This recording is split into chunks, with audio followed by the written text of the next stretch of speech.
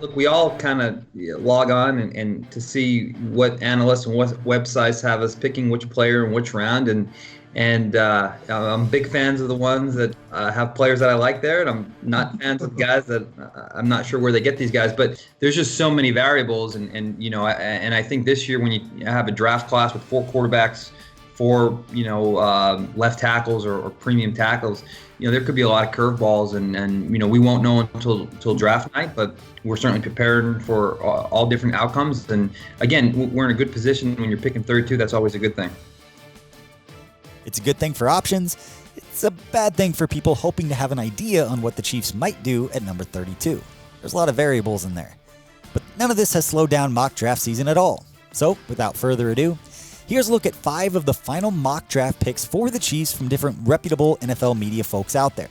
Starting with good friend of the Chiefs and Good Morning Football's Peter Schrager, who chose Michigan interior offensive lineman Cesar Ruiz, a 2-year starter at center and projected by most as the top interior offensive lineman in this draft.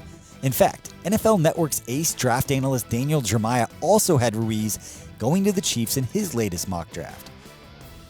And moving along, new CBS Sports color analyst and NFL Network contributor Charles Davis. He stayed in the Big Ten, but decided to go with Wisconsin linebacker Zach Bond for the Chiefs at number 32. Bond was a second-team All-American last year after a phenomenal senior season, racking up 19.5 tackles for loss and 12.5 sacks. In NBC Sports' Peter King, he decided to go with TCU cornerback Jeff Gladney, who's been a popular pick for the Chiefs over the past few weeks. Gladney's a press cover corner who possesses a strong willingness to be a factor in the running game, which is important under Steve Spagnuolo. In his 14 pass breakups and 12 starts last season, led the Big 12. ESPN's Mel Kiper and Todd McShay both had Georgia running back Deandre Swift as their latest choice for the Chiefs at number 32.